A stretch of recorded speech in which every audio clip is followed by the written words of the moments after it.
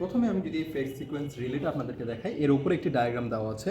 যখনই ফেজের সিকোয়েন্স ঠিক থাকবে আমাদের ম্যাগনেটিক কন্ডাক্টর অ্যাক্টিভ, আর ম্যাগনেটিক কন্ডাক্টর অ্যাক্টিভ হয়ে গেলে মোটর অ্যাক্টিভ হয়ে যাবে। আবার যদি কোনো কারণে ফেজের সিকোয়েন্সটা মিসম্যাচ হয়ে যায়, আমাদের এই ম্যাগনেটিক কন্ডাক্টর অফ হয়ে যাবে এবং আমাদের মোটরটাও অফ হয়ে যাবে। আসসালামু আলাইকুম, 3D ইউনিকের পক্ষ থেকে আপনাদের সবাইকে স্বাগত। আমি মোহাম্মদ আশিকুজ্জামান রূপম। আজকে আপনাদের সাথে আলোচনা করব ফেজ সিকোয়েন্স রিলে নিয়ে। এই ফেজ সিকোয়েন্স রিলে মূলত একটি প্রোটেক্টিভ ডিভাইস। এটা মূলত ইন্ডাস্ট্রিয়াল প্রোটেকশনের জন্য ব্যবহার করা হয়ে থাকে। লাইক ফেজের সিকোয়েন্সটাকে সে প্রোটেক্ট করে। ধরুন আমরা যদি একটা 3 ফেজ মোটরকে অপারেট করতে চাই, ফরওয়ার্ড রিভার্সে অপারেট করতে চাই, তাহলে আমাদের 3 ফেজ সিস্টেমে ফেজের সিকোয়েন্সকে চেঞ্জ করতে হয়। ধরুন আমাদের সাবস্টেশন বা আমাদের ডিবি বক্স থেকে কোনো কারণে ফেজের সিকোয়েন্স চেঞ্জ হয়ে গেল, সেক্ষেত্রে আমাদের মেশিন বা সকল মোটরের একটা ইন্ডাস্ট্রির ভিতরে যত মোটর আছে সকল মোটরের রোটেশন কিন্তু চেঞ্জ হয়ে যাবে। ঠিক সেই প্রোটেকশনের জন্য যেন মোটরের রোটেশন চেঞ্জ না হয়ে যায়, সেই জন্য আমাদের এই ফেজ সিকোয়েন্স রিলেটা ইউজ করা হয়ে থাকে মোটর কন্ট্রোল প্যানেলে।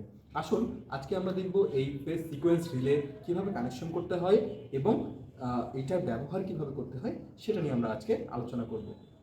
দেখতে পাচ্ছেন আমার হাতে একটি ফেজ সিকোয়েন্স রিলে আছে। প্রথমে আমি যদি ফেজ সিকোয়েন্স রিলেটা আপনাদেরকে দেখাই, এর উপরে একটি ডায়াগ্রাম দেওয়া আছে। এই ডায়াগ্রাম অনুযায়ী আমি আপনাদেরকে বোঝানোর চেষ্টা করব। তো প্রথমে বুঝি আমরা ফেজের সিকোয়েন্সটাকে। 3 ফেজ সিস্টেমে ফেজের সিকোয়েন্স বলতে আমরা বুঝি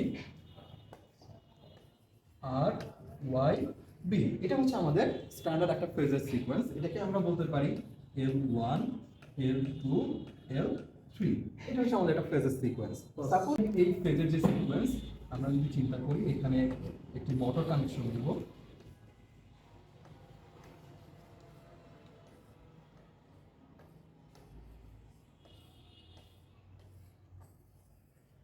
ধরলাম আমাদের একটা 3 ফেজ মোটর স্টার কানেক্টেড আছে।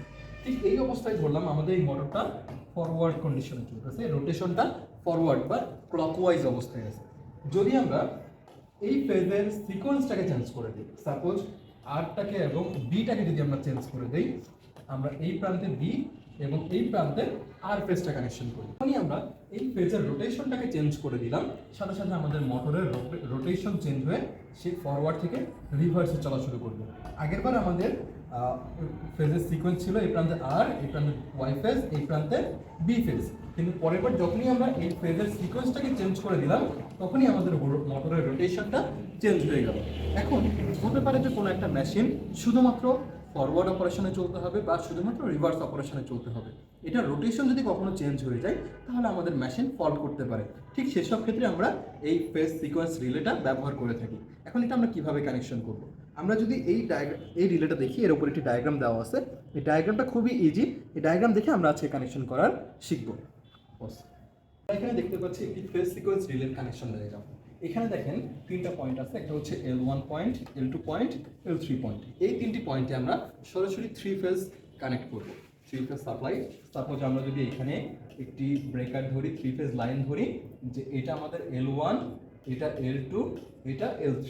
এই L1টা আমরা কানেকশন করব L1 পয়েন্টে, L2 কানেকশন করব আমরা L2 পয়েন্টে এবং L3 কানেকশন করব আমরা L3 পয়েন্টে। যদি ফেজের সিকোয়েন্স আমাদের সাপ্লাইয়ের সাথে এই রিলের ফেজের সিকোয়েন্সটা ঠিক থাকে, তাহলে আমাদের এই রিলেটা অ্যাক্টিভ হয়ে যাবে।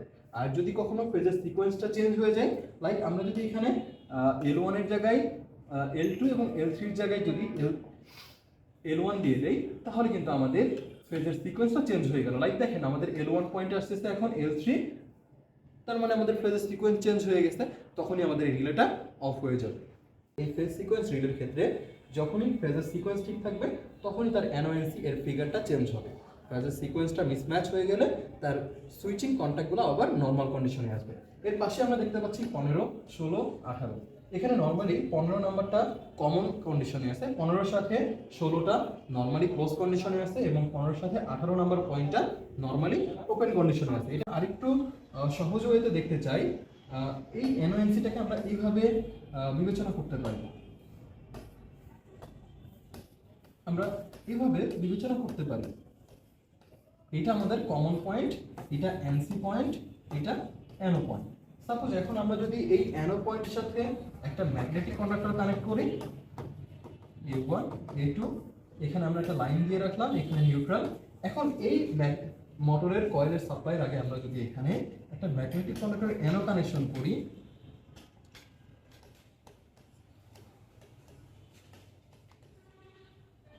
তাহলে যখনই ফেজের সিকোয়েন্স ঠিক থাকবে আমাদের ম্যাগনেটিক কন্ডাক্টর অ্যাক্টিভ, আর ম্যাগনেটিক কন্ডাক্টর অ্যাক্টিভ হয়ে গেলে মোটর অ্যাক্টিভ হয়ে যাবে।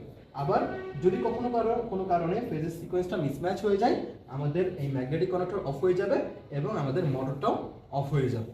এছাড়াও যদি আপনাদের ফেজ সিকোয়েন্স রিলে নিয়ে যদি কোনো প্রশ্ন থাকে আপনারা প্রশ্ন করতে পারেন। ধন্যবাদ সবাইকে। আসসালামু আলাইকুম।